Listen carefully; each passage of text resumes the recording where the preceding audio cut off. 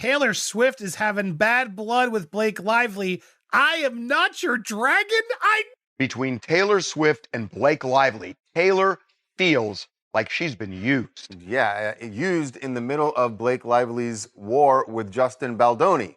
And there's certain things that that we know Blake has said about Taylor in reference to that battle that do not sit well with Taylor at all. The big one. Taylor Swift is tired of being dragged into other people's mess, and she has made it clear that she's not Blake's dragon, and the feud with Baldoni is not her cup of tea. Taylor Swift feels like she was used by Blake Lively in her war with Justin Baldoni. She resents Blake calling her one of her dragons. No one would like to be called a dragon, and no one wants to be used as leverage in a feud that has no direction. Taylor Swift is no exception, since this hot mess between Blake and Justin Baldoni broke out. Taylor's name has found its way into the conversation due to Blake involving the American pop star in her subtle bullying. She had invited Taylor and her husband Ryan Reynolds to a meeting with Justin Baldoni when she wanted to. Alter the scripts, she knew that with those two forces in the room, it would be quite difficult for Baldoni to say, "No, do you all know about the dragon reference? Let us back up a bit for you to understand." Fans first noticed something was off between It Ends With Us cast, especially Blake and Baldoni, when they realized Blake, Lively, Brandon, Scar, Jenny Slate, and Colleen Hoover were not friends with Justin on Instagram, and when Justin didn't take any photos with the cast and his on-screen sister Jenny dodged a question about him, everyone started to smell a rat. E! News, January 16th, Justin, his wife Emily Baldoni, and various other family members can be seen sitting around a red table in a windowless space. What happened later became known in Justin's 2025 lawsuit, where he claimed that Blake initially refused to permit his attendance. The Wayfarer team and their families, including Baldoni and producer Jamie Heath, were segregated from the main cast bar from the exclusive after-party and forced to organize their own event at additional cost. The lawsuit says Baldwin's participation on the red carpet was cut short and his family and friends were confined to a makeshift holding area in the basement before being escorted into a separate theater. After Lively's departure, at the time nobody knew that Justin had been locked in the basement for the premiere. But the divide between Blake and Justin actually appeared clearer when Blake started promoting the movie like a light-hearted rom-com, telling viewers to grab your friends and wear your florals, and Justin took the movie's message of domestic violence awareness more seriously. This is a night for Blake. This is a night for Colleen. I'm just so grateful that we're here. 5 years in the making. And finally, I'm it's pinching. here. It's here. It's here. Well, you did it, and you did it so well. And who did you bring with you tonight to celebrate this highly anticipated movie? I brought my entire family. I mean, your wife is looking like a bombshell. Come here, baby. This is a night for all the women who we made this movie for. He told E.T. during the premiere, if a Lily Bloom in real life can sit in this theater and maybe make a different choice for herself than was made for her, maybe she sees herself on that screen and chooses something different for herself. That's why I made a movie. When news like the fact that there might have been two different cuts of the movie showing creative differences between Justin and Blake, and speculations at Sony Pictures. When with the more feminine cut started going round, online warriors went wild. It's been present, but today I came home and cried, like, keep your hormones to yourselves. She adds she didn't want their gaze or words or tongue. But in the background, there were already whisperings of the feud being more than just due to creative differences. And it was because Justin was chauvinistic and borderline abusive, while the cast was filming another. Its source told Page 6 that the tension was so obvious while they were on set once Blake was done with the scene. She was really impatient, said, "Am I done? Can I go?"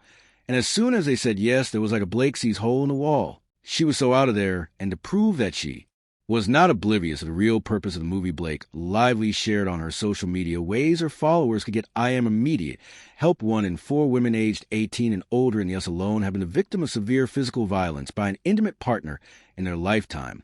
She says, in the Instagram story, intimate partner violence affects all genders, including more than 12 million people every year in the United States. Everyone deserves relationships free from domestic violence.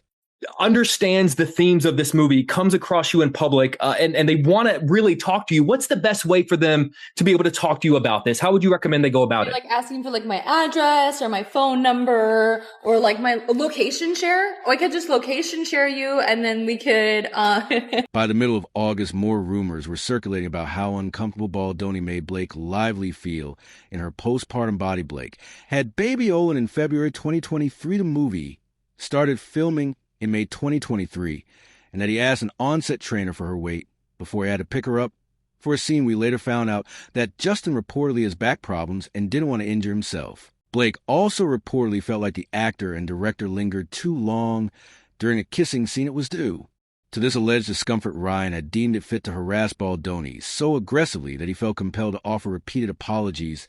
It was so bad that a Sony representative had to apologize to Baldoni. It's no surprise that Blake referred to him as one of her dragons. He most definitely coughed out flames at the time the rumors of Baldwin's wrongdoings were in the background, and the way Blake promoted the movie the wrong way was. Front and center, it was for this reason some of her colleagues decided to put in a good word. Are you Team Blake or Team Justin? He said, I don't speak English, Gail. I'm team it ends with us. It ends with us star Brandon Sklenar playing Switzerland. Brandon Senior posted a statement to Instagram at the end of August saying Colleen and the women of this cast stand for hope, perseverance, and for women choosing a better life for themselves. What may or may not have happened behind the scenes does not and hopefully should not detract from what our intentions were in making this film. He continues, there isn't a single person involved in the making of this film that was not aware of the responsibility we had in making this. All I ask is that before you spread hate on the internet, ask yourself who it is helping the whole thing took a toll on Blake. A source told people that Blake Lively was pretty surprised at the backlash and drama, which fell out of control to her. She initially felt very vulnerable and upset. The source continued during the promotion of the movie. Not one day went by when she was not in the news in an unfavorable light. She's just not used to this kind of drama, and to make things worse for her, Baldoni was still winning everyone's admiration by saying all the right thing. I had a intense year. This morning I sent a text message. I had anxiety. Why is that? I haven't talked about this yet, but Justin Baldoni is an actor, filmmaker, and a New York Times bestselling author. He co-founded Wayfarer Studios. In an interview with the How to Fail podcast, Justin revealed just how difficult it was to decompress after playing a character like Ryle. That was very hard, and honestly, that took a few months. He says, I had dreams as him for a while, and it lived in my body, but I think for the most part, I've done a lot of somatic therapy. So there were times when I was actually just shaking. He continues, there's a moment in the movie where Ryle finds Lily's phone, and he finds a phone number, and he's very jealous, and he's heartbroken, and he's angry, and he doesn't harm her, but you can see in his eyes how dangerous he is. After that scene, I had a near breakdown. Yet he definitely knew how to win hearts over. Amid the It Ends With Us actress's ongoing court battle with the film's director and star Justin Baldoni. But Blake sent the internet into a tailspin in December 2024 when she published messages between Justin Baldoni publicists and legal team members in the New York Times reporting they were behind a smear campaign against her. It was brutal. Justin's lawyer, Brian Fredman, immediately shared that the claims are false, outrageous, and intentionally salacious with an intent to publicly hurt, to which Blake's legal team replied, lied firmly that this is not a feud arising from creative differences or a he. She said situation Wayfarer Studios and its associates engaged in unlawful retaliatory astroturfing against Miss Lively for simply trying to protect herself and others on a film set. The statement continues, sexual harassment and retaliation are illegal in every workplace and in every industry. A classic tactic to distract from allegations of this type of misconduct is to blame the victim by suggesting that they invited the conduct, brought it on themselves, misunderstood the intentions, or even lied. Another classic tactic is to reverse the victim and offender and suggest that the offender is actually the victim. These concepts normalize and trivialize allegations of serious misconduct. A lot of big terms to make Baldoni seem guilty. Seeing the reaction gotten from the allegations, Blake was on fire and believed she was doing the right thing. She went on about how she was ready to tackle whatever comes her way. If she knew what was coming, she would have maybe taken a different route. Blake Lively has filed a legal complaint against her It Ends With Us co-star Justin Baldoni with a list of 30 demands. Initially, things were going great for her and pretty awfully for Baldoni after Blake's accusations were published. Justin was then dropped by his agency WME shortly after Liz Plank, a co-host on Justin's podcast Man Enough, left the show. Brandon Senior, who had initially seemed like a man for peace picked aside when Lively's NYT piece went live, he had shared a screenshot to his Instagram story writing for the love of God. Read this as an article linked text Blake's sisterhood of the Traveling Pants. Co-stars Alexis Bledel, America Ferrera, and Amber Tamblyn also showed support for the actress and posted a joint statement. As Blake's friends and sisters for over 20 years, we stand with her in solidarity as she fights back against a reported campaign waged to destroy her reputation. The statement reads, throughout the filming of it ends with us. We saw her summon the courage to ask for a safe workplace for herself and colleagues on set, and we are appalled to read the evidence of a premeditated and vindictive effort that ensued to discredit her voice. Most upsetting is the unabashed exploitation of domestic violence survivor stories to silence a woman who asked for safety. The hypocrisy is astounding. They continue. We are struck by the reality that even if a woman is as strong, celebrated, and resourced as our friend Blake, she can still face forceful retaliation for daring to ask for a safe work environment. We are inspired by our sister's courage to stand up for herself and others. A very long piece, we must say, but Blake's support reached great heights to sweeten the pot. Stephanie Jones, Justin's former publicist, sued him, claiming that Justin, Jennifer Abel, and Melissa Nathan really did orchestrate a smear campaign. Without her knowing about it, defendants Abel and Nathan secretly conspired for months to publicly and privately attack Jones, and Jones works to breach multiple contracts and induce contractual breaches and to steal clients and business prospects. Stephanie's complaint read, behind Jones's back, they secretly coordinated with Baldoni and Way Error to implement an aggressive media smear campaign against Baldwin's film co-star, and then used the crisis as an opportunity to drive a wedge between Jones and Baldoni, and to publicly pin blame for the smear campaign on Jones when Jones had no knowledge or involvement in it.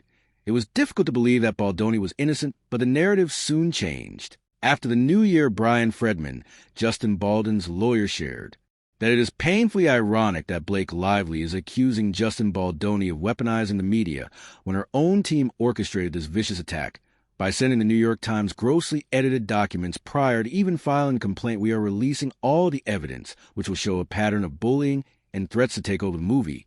He continues, none of this will come as a surprise because consistent with her past behavior, Blake Lively used other people to communicate those threats and bully her way to get whatever she wanted. We have all the receipts, and more. This is where it gets juicy and where Taylor Swift gets in the picture. Justin Baldoni sues the New York Times for $250 million over the outlet. Justin responded to the New York Times allegations with his own 179-page, $400 million lawsuit against Blake Lively, her husband Ryan Reynolds, and their publicist. And the lawsuit mentions Blake's BFF Taylor Swift. Justin claims he was invited to a meeting in Ryan and Blake's apartment with the couple and Taylor after he didn't willingly accept Blake's rewrite of the scene in a text message that was included in Baldwin's lawsuit, an alleged exchange with Lively in which he compared herself to the character Ji from Game of Thrones and calls Reynolds and superstar friend Taylor Swift or dragons. Was shown. Blake texted, "If you ever get around to watching Game of Thrones, you'll appreciate that I'm Ji, and like her, I happen to have a few dragons for better or worse,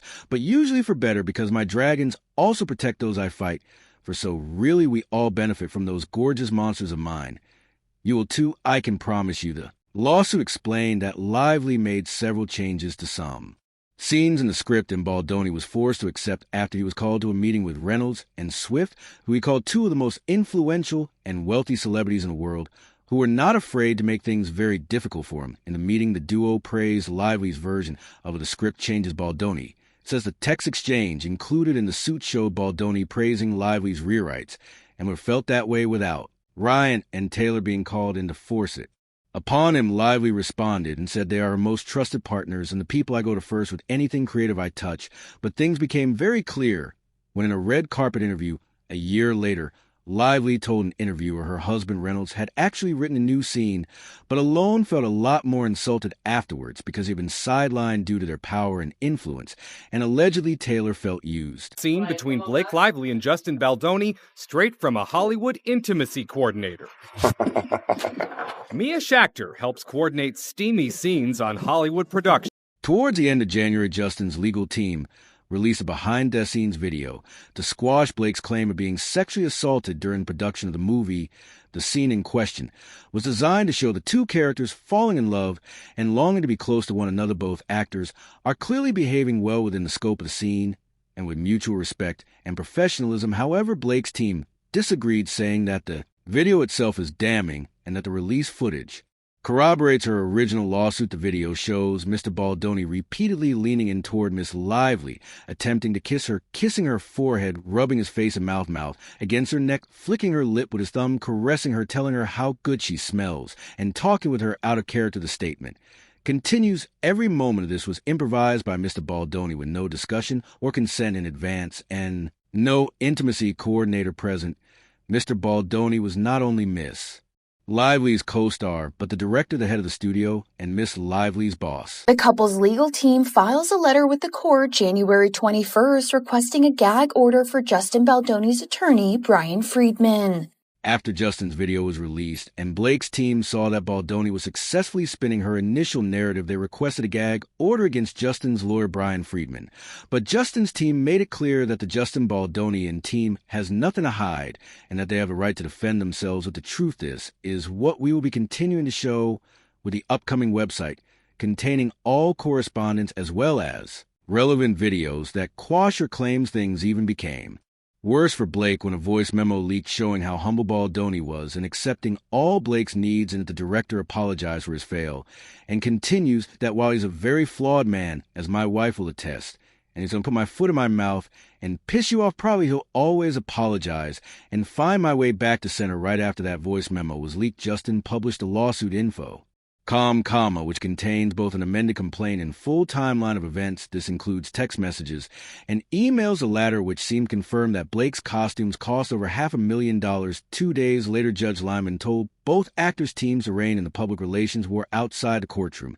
He also told both lawyers they needed to work according to New York rules of professional conduct and avoid saying anything with a substantial likelihood of forcing the jury to have a bias. As the It Ends With Us star's legal battle with former director Justin Baldoni continued. On the 5th of February, Blake was hit with another bomb as she received a lawsuit by Jed Wallace, who was a part of Blake's own original lawsuit. Jed is hoping to receive at least $7 million in a court order stating that he didn't engage in harassment or retaliation against the actress.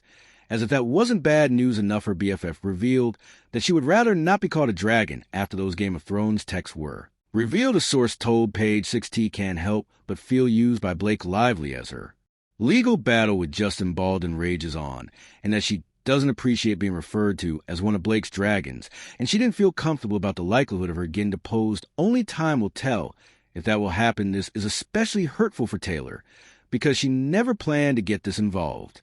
She feels like she was leveraging her name. As we reported, there was a critical meeting at Blake and Ryan's penthouse with Justin to discuss a scene that Blake had rewritten for It Ends With Us. Justin has said the meeting got super heated and he felt ambushed because Ryan and Taylor showed up.